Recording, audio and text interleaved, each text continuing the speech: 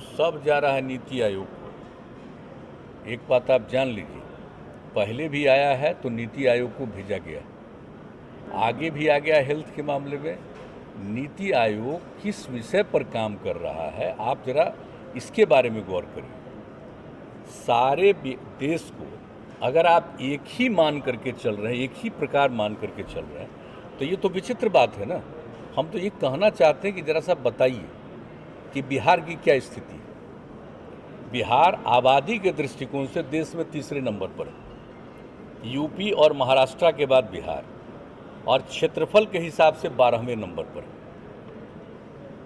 और 1 square kilometre पर जो आबादी है बिहार में, वो देश में कहीं नहीं है, शायद ही दुनिया के किसी जगह पर है। ऐसी परिस्थिति में बिहार है, और जब से बिहार के लोगों ने हम लोगों को काम करने का मौका दिया है, एक एक विषय पर काम करके हम लोगों ने किया। आप जरा बताइए, हेल्थ के मामले में पहले क्या स्थिति थी, सबको पता है ना। इसके बारे में तो पूरी बात हुई 2006 में, फरवरी तक ही हम लोगों ने सर्वेक्षण करा लिया, और सर्वेक्षण कराने के बाद ये पता चला। और उसके पहले भी हम लोग घूमते थे तो गांव के लोग बोलते थे, अपनी तकलीफ बताते थे। और इस पर बिहार के बारे में एक रिपोर्ट भी हमको पढ़ने का मौका मिला था कि साहब, बिहार के हर परिवार, हम पहले भी बता चुके हैं, आपको दोहरा के कह रहे हैं, हर परिवार को, जो सबसे ज़्यादा गरीब परिवार को खर्च किस चीज़ पर है, भोजन से ज़्यादा इलाज पर खर्च, और ट्रीटमेंट यहाँ पर नहीं करता था।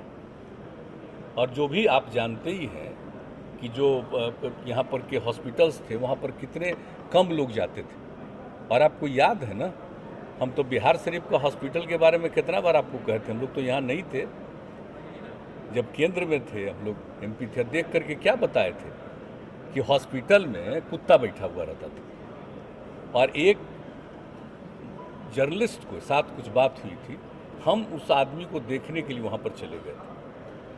बारे में एक ही प्रकार से आप जो बोलते हैं, और बिहार के बारे में पता है कि कितना ज़्यादा ग्रोथ हुआ है, ये पता है। 2009 में पहली बार आया।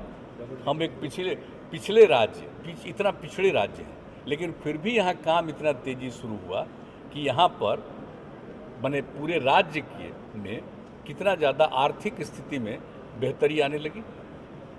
तो इस सब चीज़ को जानने के बावजूद भी, जानने के बाद भी, न बावजूद नहीं, जानने के बाद ही उसी के आधार पर अलग अलग राज्यों के बारे में देख करके निर्णय करना चाहिए। और कम से कम देश में अनेक पिछड़े राज्य हैं, उनको तो मिला करके एक जगह रख करके, और जो विकसित हैं उनको एक जगह रख करके, तो और सोचिएगा तब ना, जो पिछड़े राज्यों हैं उनके उत्थान के लिए और कुछ कीजिएगा।